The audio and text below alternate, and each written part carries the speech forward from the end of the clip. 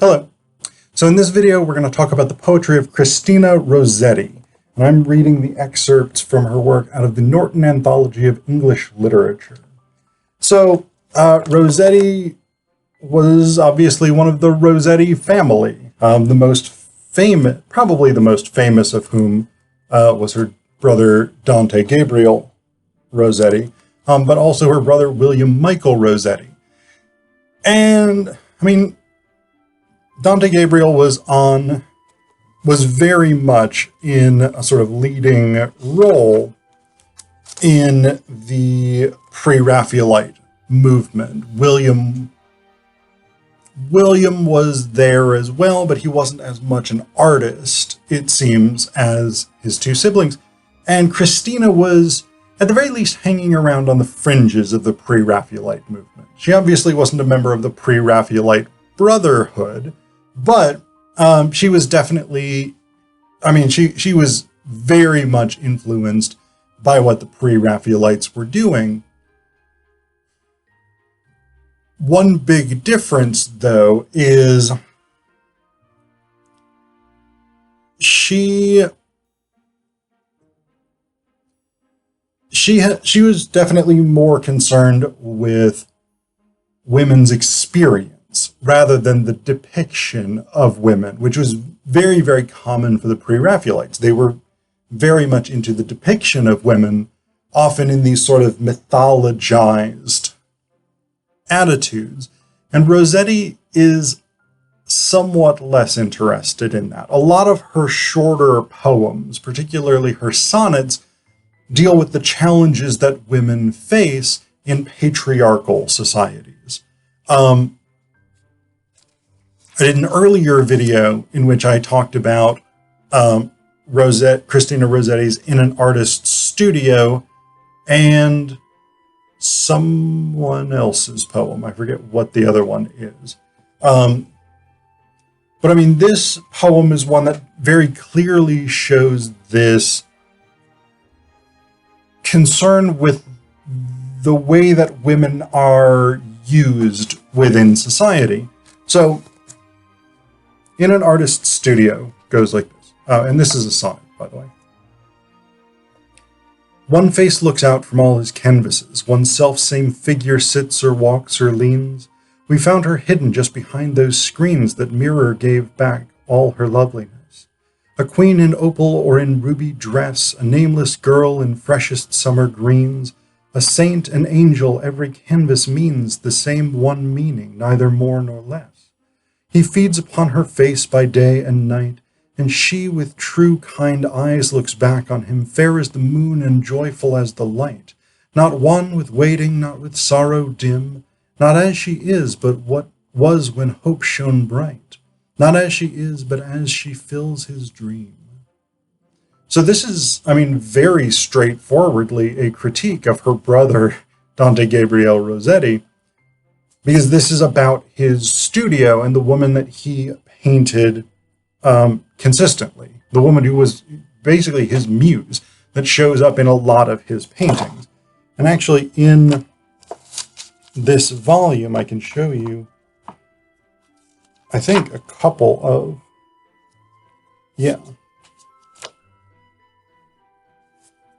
So we have two paintings in here reproduced, both by Dante Gabriel Rossetti, same woman. One is called Body's Beauty, one is called Soul's Beauty. They're the same woman. But what I find really interesting about this poem, In an Artist's Studio, is actually when we get to the volta, which is the turn in a sonnet, right? Because a sonnet is composed of 14 lines total. And so you start in a Petrarchan sonnet, which I'm going to talk about in just a second, which is what Rossetti writes. You start with an octave, 8 lines that are within a particular rhyme scheme, and then you have a sestet, which is 6 lines within a particular rhyme scheme, and where you shift from the octave to the sestet is called a volta, a turn in Italian. And so in this case, the turn is where it goes from And a saint, an angel, every canvas means the same one meaning, neither more nor less. That's the last two lines of the octave to, he feeds upon her face by day and night. So the opening portion, the octave, is very much in this admiring vein. She is the artist's muse. He depicts her because she's so beautiful. She's so perfect for his art, whatever it is. But then when we shift to the sestet, when we get to that volta, it becomes this vampiric relationship. He feeds upon her face by day and night. And then by the end, we have not as she is, but as when hope shone bright, not as she is, but as she fills his dream. And so in this case, it goes from the woman herself being depicted, which we kind of have in the octave, to the woman as figment of, or construct of the artist. The artist has made up a version of this woman that he wants to depict. And we get that in a lot of Rossetti's poems. This poem, No Thank You, John, for instance, I'm not going to read the whole thing because it's a bit lengthy. Basically, it's a friend zone poem. She's like, yeah, man, I'm not interested in dating you. I'm not interested in marrying you. I'm not interested in smooching you, having sex with you. And I mean, there's just some like brutal stuff here. There is these two lines, I'd rather answer no to 50 Johns than answer yes to you. Scorch. So, I mean, a lot of these poems are, and again, this is about a dude who is pursuing her, even though she has repeatedly, well, I shouldn't say pursuing her. It's about a dude who's pursuing the poet persona, even though the poet persona has repeatedly said that she is not interested in him. And he keeps coming, he keeps asking, he keeps badgering her, etc., etc. So, I mean, it's not, it's not an unfounded type attitude that she has. But the other element of this, so part of this is this sort of Victorian era feminist, early feminist, first wave feminist, sort of concerned with the role of women in society and the exploitation of women. But the Rossettis are also a pretty religious family. Their father, Papa Rossetti, whose name I'm not sure of off the top of my head, he was an Italian exile who I think was sent into exile for political reasons. But he had come to England. And the Rossettis, so Italy, predominantly Catholic country, the Rossettis in England, an Anglo-Catholic family is what the term is. Basically, they believe, so they were Church of England, which was the official state church of the UK, still is the official state church of the UK. But the Anglo-Catholic movement wants high church, more Catholic, so more ritual, more ceremony, things like this. Old school tradition, whereas low church adherents, Puritans, are the sort of extreme version of this, want to strip all that stuff out. The Rossettis are very much in that Catholic vein within the Church of England. And Christina seems to be especially religious among the family members. So, this next poem I'm going to read you, After Death. This is another sonnet. Again, it's a Petrarchan sonnet, so we have the octave and then the sestet. And we have, let me actually mark this out to make it a little easier for myself. An A, B, B, A, B, B, A, C, D, E, E, D, C rhyme scheme. So if you know Petrarchan sonnets, that's a pretty standard variation. There's a lot of variations of the rhyme scheme in Petrarchan sonnets, but it's a 14-line system with an octave, a set, a four. So it can be an octave or two quatrains, depending on how people read it. But in this case, it's basically an octave because it's an A-B-B-A rhyme scheme. You could also call that two quatrains, A-B-B-A, and then A-B-B-A is the second one. But, yeah. And then we have a C-D-E-E-D-C rhyme scheme at the end in the sestet. So the reason it's striking that Rossetti uses a Petrarchan sonnet structure rather than the Elizabethan or Shakespearean or English sonnet structure is that the Rossettis are Italian. And Papa Rossetti apparently taught his kids a lot about Italian art, Italian literature, etc., etc. And so Petrarch was an Italian writer. And so it makes sense that Christina Rossetti would pick up the Petrarchan sonnet as her sonnet form of choice. Anyway, so After Death, this is a religiously inspired poem about the sort of renunciation of sensual, worldly pleasure. The curtains were half drawn, the floor was swept and strewn with rushes, rosemary, and may. Thick upon the bed on which I lay, where through the lattice ivory shadows crept, he leaned above me, thinking that I slept, and could not hear him, but I heard him say, poor child, and he turned away. Came a deep silence, and I knew he wept. He did not touch the shroud, nor raise the fold that hid my face to take my hand in his, or ruffle the smooth pillows for my head. He did not love me living, but once dead, he pitied me, and very sweet is to know he still is warm, though I am cold. Yeah, so renunciation of worldly pleasure. This is a poem in which the poet persona has rejected a dude, and now she's dead. And it's fine that he is in love with her now because she can't be tempted to fall from grace and have sex with him. A happy ending, I guess, if you're Christina Rossetti and you believe in the religiously inspired renunciation of worldly pleasures. So the last one I'm going to talk about, I'm not going to read in its entirety because it's extraordinarily long. But it's probably Christina Rossetti's most famous poem is Goblin Market. And this is another one about the dangers of worldly pleasure and how if you eat the fruit sold by the goblin men, you will die. Yeah, it's a pretty thinly veiled metaphor for don't have sex. So we start with maids. Morning and evening maids heard the goblins cry, come buy our orchard fruits, come buy, come buy.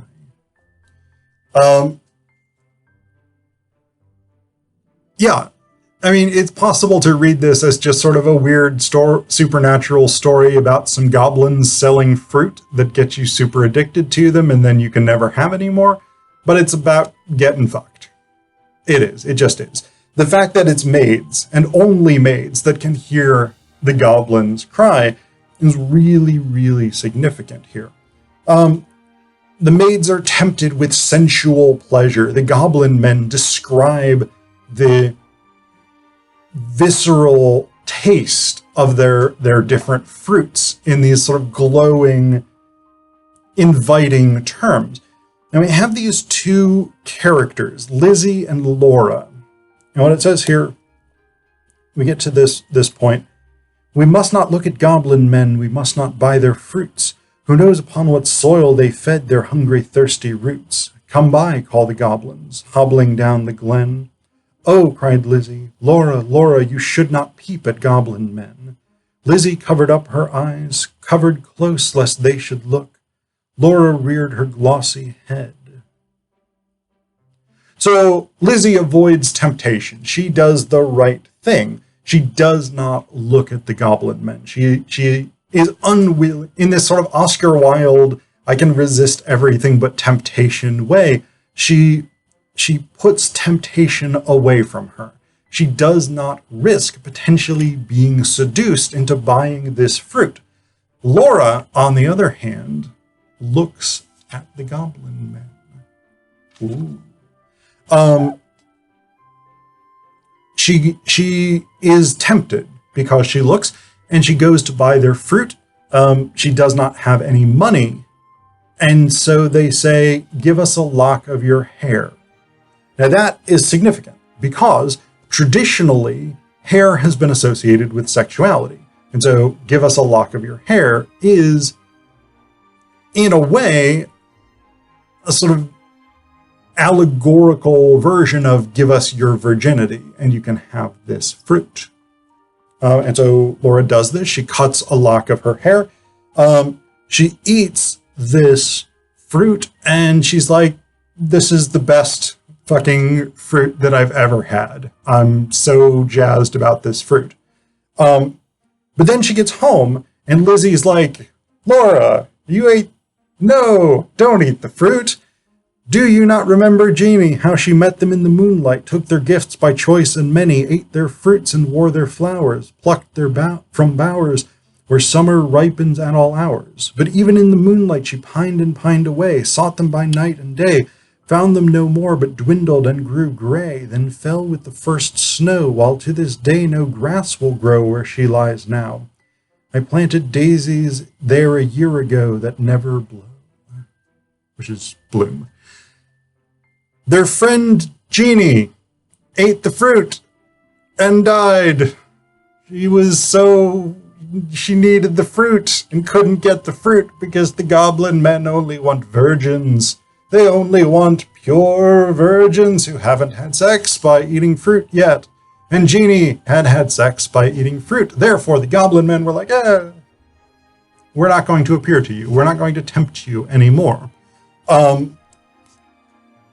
And so this is this sort of weird thing. Like, you almost have to read this as this sort of weird religious allegory where, like, the reward of sin is death. Because it doesn't make that much sense. I mean, we know realistically that you can have sex without dying. You can lose your virginity, even as a woman, without dying.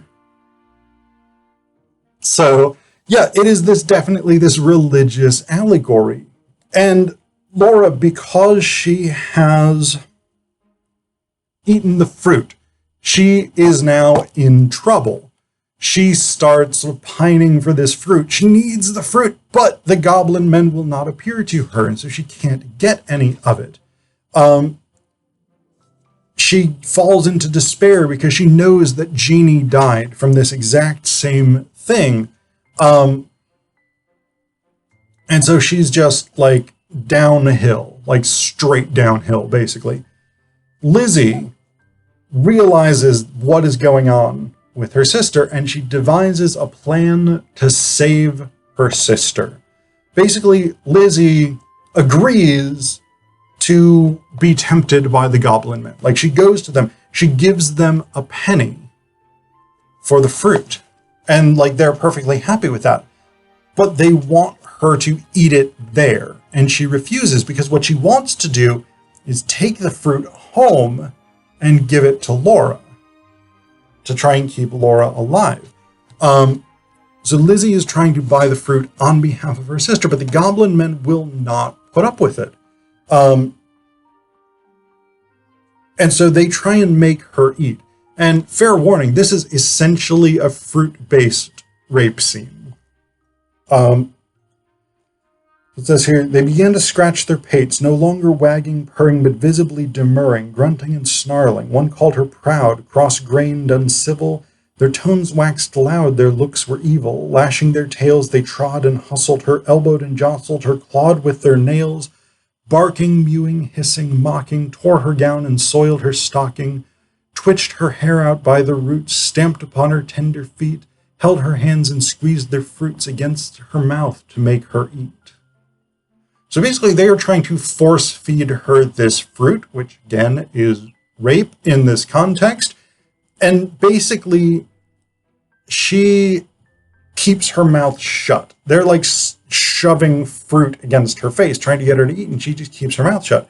And it's this weird thing. slightly after this, because basically, if we read this as she's just been raped, she's no longer a virgin. But then we get this section.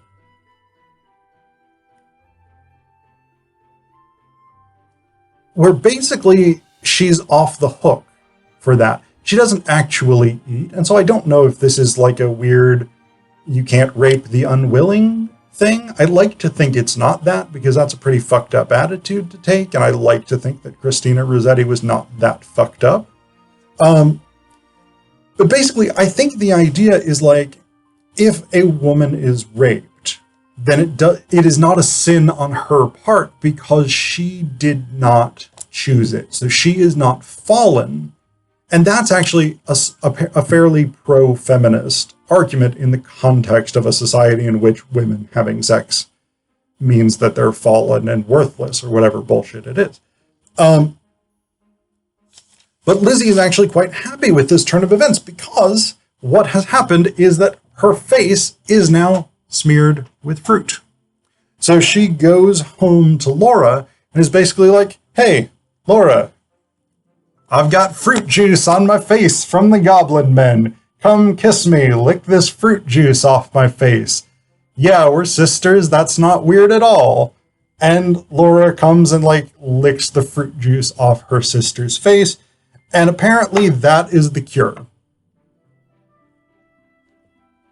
Lizzie's love, her sacrifice, whatever it is, or the fruit juice, whatever it is, Laura is basically like, boom, I'm recharged. And then she has this second opportunity at life.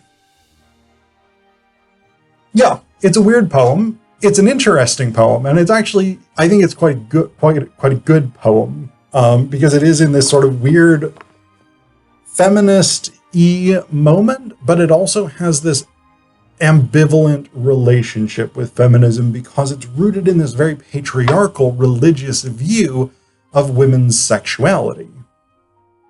And so you have these tensions at work in the poem.